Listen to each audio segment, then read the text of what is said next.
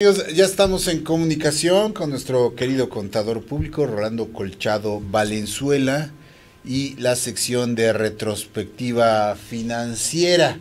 Hoy toca hablar de Malasia, un caso muy interesante que nos va aquí a desglosar. ¿Cómo está, Rolando? Bienvenido. ¿Qué tal, Jorge? Muy buenos días.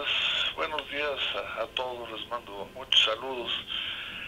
Mire, pero antes de empezar a platicar del TPP-11, los quiero invitar para que me acompañen, para que analicemos la economía de México y el mundo, pero de una forma totalmente diferente a cómo se está analizando la economía. Yo les puedo asegurar que ningún medio de información en el mundo está viendo la economía desde la perspectiva, y esto debido a que tuve la suerte de aprender de la mejor experiencia que pude haber tenido cuando trabajé en Square D. Inicialmente me costó mucho trabajo entender por qué los resultados eran tan diferentes en la parte interna de México y en el exterior.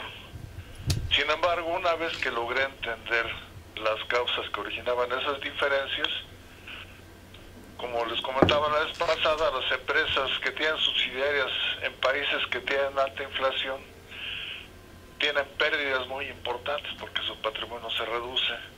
Encontré la forma de que en lugar de que tuvieran pérdidas, tuvieran utilidades. Esto originó que en poco tiempo le pasaran a México todas las empresas de América Latina. Estoy hablando de los años de 1985 a 1990, la época de las mayores crisis y devaluaciones en América. Nada más como comentario les quiero decir que, por ejemplo, Brasil en 1988 tuvo una devaluación de 1864%. Se tenía intenciones de invertir en Argentina, pero Argentina en 1989 tuvo una inflación del 4.900%. Entonces se desechó la posibilidad de invertir en ese país. Entonces fueron conocimientos que siento que muy pocas personas han tenido la oportunidad de experimentar.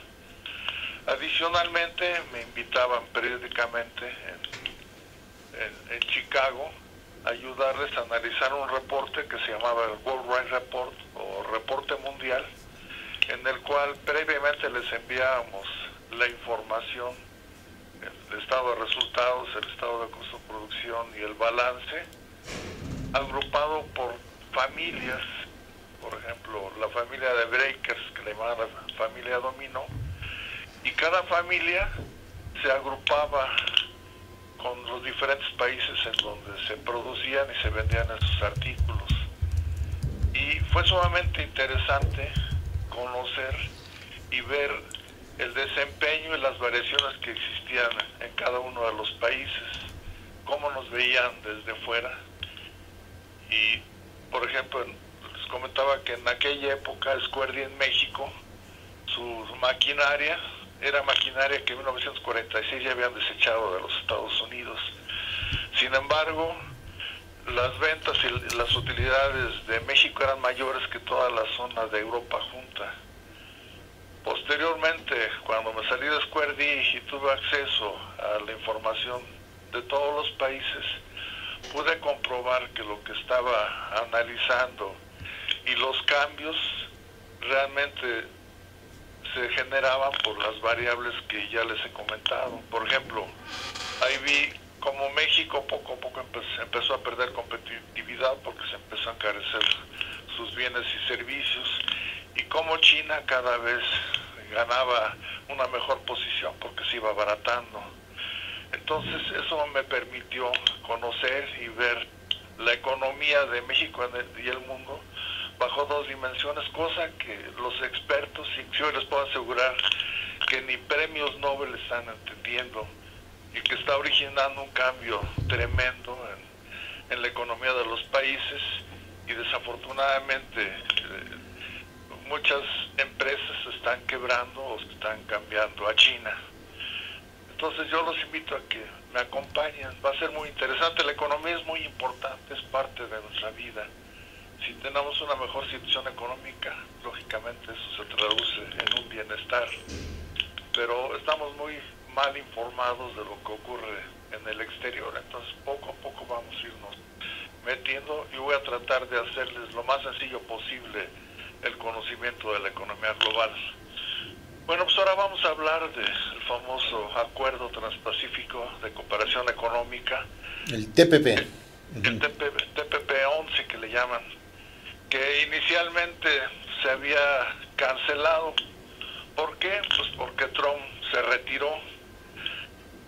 ¿Y cuál fue la causa por la que Trump se retiró? Pues por una causa muy lógica, que es lo que deberían de analizar previamente todos los países. Se dio cuenta que su saldo en cuenta corriente con la mayoría de los países era deficitario de Estados Unidos con ellos. Entonces, ¿qué caso tiene celebrar un tratado para perder? Entonces, ya lo que sea Trump no está tan desorientado. O sea, no entiende las dos dimensiones y no entiende cuál es la forma de solucionar el problema, no solo de Estados Unidos, sino mundial. Pero sí es un empresario que entiende que lo más importante de una empresa y de un país es su estado de resultados. Y el saldo en cuenta corriente es el estado de resultados de cada país. Miren, cuando estaba Estados Unidos, el PIB que abarcaba ese CPP-11 representaba el 37.4 del PIB mundial y el 25.9 del comercio global. Cuando se salió a Estados Unidos, bajó al 14% del PIB mundial y el 15% del comercio mundial. Sin embargo, se vio que era importante buscar un tratado comercial, buscar operaciones comerciales, que no convenía cancelar ese acuerdo, y entonces México fue de los primeros países que ratificó que se continuara con ese tratado. Los países que actualmente integran ese acuerdo son Australia, Brunei, Canadá, Chile, Japón, Malasia, México, Nueva Zelanda, Perú, Singapur y Vietnam. Pero lo que les he comentado, es bien importante conocer a los países con los cuales vamos a realizar ese comercio internacional. Yo les había comentado que con Malasia no nos conviene empezar porque sus precios son mucho más bajos que los de México. Miren, si pudiéramos ver la segunda gráfica, donde se puede ver el valor real de $1,000 a través del tiempo. Por ejemplo, habíamos comentado que China, su valor real de los $1,000, aunque aquí se me pasó a anotarlo, eran $2,700. El de Malasia es de $3,294.39, pero el de México estaba en 5,700, ahorita está en 5,884.39. El de Estados Unidos está aproximadamente en $6,000, el valor real de $1,000 a través del tiempo. Si ustedes observan, pues hay una gran diferencia entre el valor real o los precios de Malasia con los precios de México. Entonces, celebrar este acuerdo y abrirnos de capa ante ese país va a quebrar a muchísimas empresas. Entonces es muy importante ver la forma de no realizar tantas operaciones con ese país, porque pues va a significar una pérdida y la quiebra de muchas empresas en México. Miren, por ejemplo, Malasia es un país cuyas reservas son la tercera parte de las reservas de México. Su PIB mundial es similar, es la tercera parte del PIB de México. México es un país mucho más grande. Sin embargo, la diferencia es de que ellos pueden producir a un precio mucho más bajo que lo que puede producir México. Una cosa importante de Malasia es de de que ellos han tenido también varias crisis y varias devaluaciones. Si pudiéramos ver la siguiente gráfica, la que muestro lo que es la sobre y subvaluación comparado contra la balanza comercial, podemos ver que en 1980 tuvieron una crisis económica importante que se originó por la explosión de la burbuja de Japón, que afectó a toda la parte de Asia. Pero si pueden ver cómo en cuanto vino la devaluación en Malasia y se subvaluó su moneda, se empezó a recuperar en la parte de abajo la balanza comercial. Después, en 1997, se empezaron a sobrevaluar, porque Malasia utiliza el mismo sistema monetario que México, en el que su tipo de cambio se lo determina la oferta y la demanda.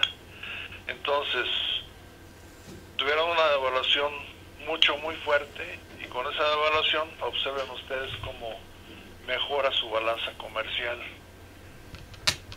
Su moneda es el ringgit, que vale aproximadamente como 4 ringgit por dólar. Sus reservas, como les había comentado, son 100.878.000 millones de dólares contra 170.158.000 millones de dólares de México. Su población son 31 millones contra 127 millones en México. Y su PIB, como les comentaba, son 300.000 millones de dólares contra 1 billón de dólares de México. O sea, México es un país mucho más grande, sin embargo, pues competitivamente sus precios están muy por arriba de los precios a los cuales se puede producir desde Malasia. Entonces vamos a ir analizando todos los países que integran este acuerdo del Transpacífico para ver de qué tanto nos conviene realizar operaciones con todos o cuidar y limitar ciertas operaciones con algunos de ellos. Otro es Vietnam, el cual está mucho más barato que nosotros, y con Vietnam puede ocasionar la quiebra de muchas empresas, sobre todo de la parte manufacturera. En forma general es mi resumen de lo que es Malasia y lo importante que es celebrar acuerdos y tratados, pero hay que conocer bien las dos dimensiones y ver a nivel internacional qué tan competitivos somos para no ir a ciegas y únicamente estar realizando operaciones sin tener un pleno conocimiento del mercado mundial. De forma general es mi plática de esta semana. Muy bien, mi querido Rolando, pues ahí está nuevamente testimoniado con datos duros, como siempre lo haces, y bueno, los pros y los contras también de estas comparativas que a veces pues nos da coraje, mi querido Rolando, que los tomadores de decisiones no lo vean tan claro como lo ves tú. Sí, ¿no? Mira, inclusive da tristeza, por ejemplo, cómo maneja México su tipo de cambio, de que qué tiene que ver un problema que tiene Estados Unidos con otro país para que nos muevan los precios de todo lo que se produce en México. Y lo que más me preocupa es de que nuestro próximo presidente considere que va a respetar la independencia del Banco de México, cuando desde el Banco de México se maneja la economía del país. O sea, eso realmente me preocupa. O sea, va a dejar el manejo de la economía en lo que inclusive llama la mafia del poder, porque de hecho lo maneja el PRI. Pues yo hago esa pregunta, pues, ¿hacia dónde vamos a ir? Si la parte más importante de un país, que es su economía, donde provienen todos los problemas que tenemos en México, la inseguridad, la pobreza, no la va a manejar nuestro próximo presidente. Esperemos que cambie de opinión, porque aparte es muy sabio cambiar de opinión, y que sí tome o ponga en manos de su gente de confianza el manejo de la economía de México. Muy bien, mi querido Rolando, pues muchísimas gracias como siempre por esta aportación y estos análisis tan profundos de lo que es la realidad de nuestros días y por dónde deberíamos marcar la pauta o pedir que se marque la pauta en el tema financiero y económico. Gracias, querido Rolando, como siempre. ¿Quieres agregar algo más? No, nada más, muchas gracias.